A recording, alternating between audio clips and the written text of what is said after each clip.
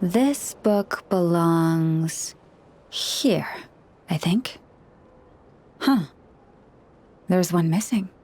That's strange. Claw marks on the shelf. And feathers. I bet one of the puffins took it to use as a cushion again. Ugh, those little rascals.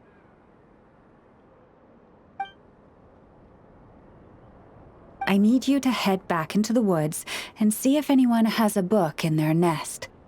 If you find it, please bring it back, and tell whoever took it that they can come to me if they'd like a cushion to sit on. We need to make some more cushions. I think we're going to need everyone's help.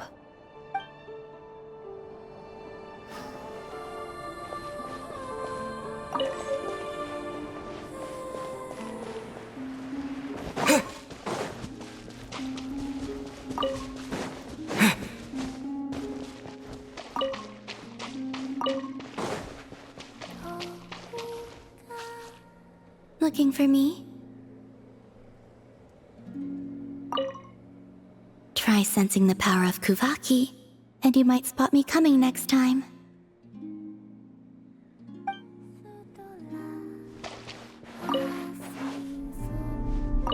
There.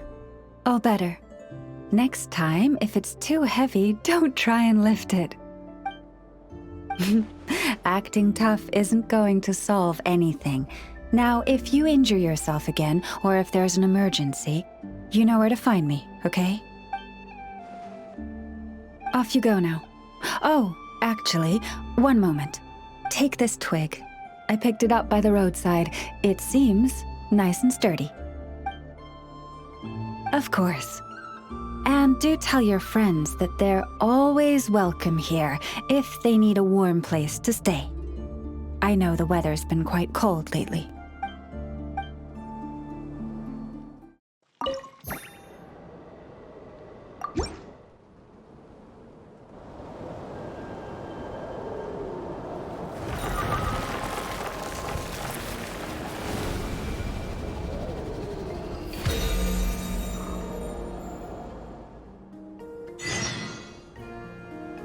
Well, I think we can now say that the Grand Library is complete. Next, we'll need to find somewhere to put the bird stands, cushions, and deposit boxes. Ah, hello there, traveler, Paimon. Thanks to your help, the library repairs are basically complete. It's really starting to look the part. What about that other stuff you just mentioned? Are you planning on putting all that in the library too? Yes. That said, it's too big of a job for me to handle alone. I was planning on getting some of our more skilled artisans to help out. The Grand Library is open to humans and animals alike. Since we have furniture for humans to sit down on, there should naturally be some for the animals too. Huh. Yeah, that does kind of make sense. Those are the ones I used to use when the little animals came to talk to me about their struggles. I'd originally planned to make some new ones, but some of the animals are nostalgic for the older items, so we brought them along too. Wait, animals tell you their struggles? Like a therapy session? Kinda sounds like a nice bathhouse for animals.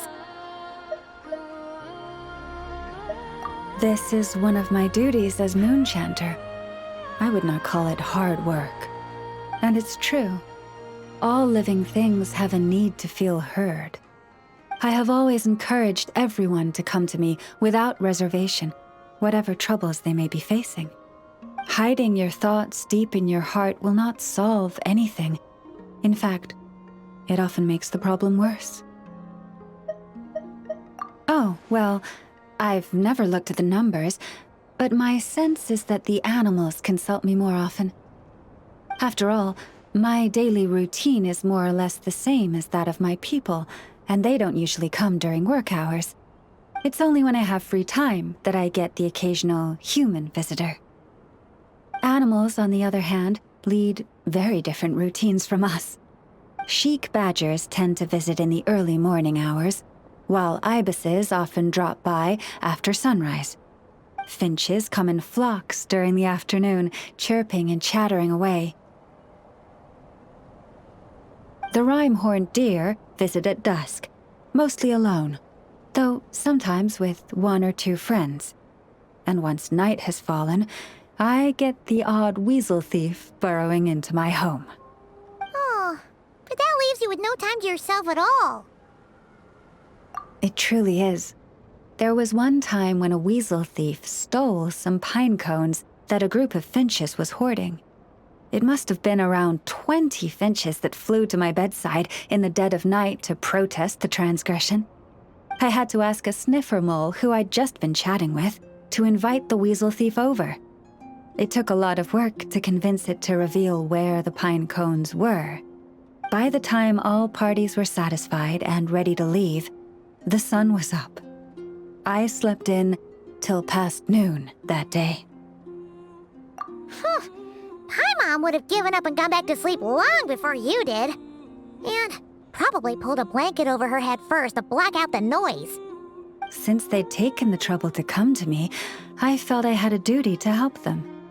And the results made it all worthwhile.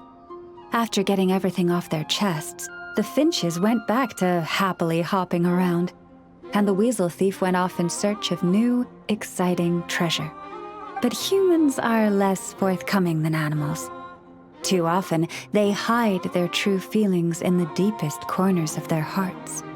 Even those who come to me for guidance, I feel as if they tell me only part of the story, leaving out what truly burdens their soul.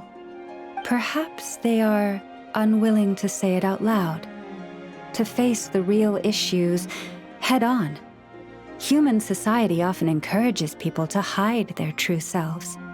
It is not dissimilar to the way that some butterflies hide away in a withered leaf and camouflage their wings to match their environment. Social interactions between humans can be complex and difficult.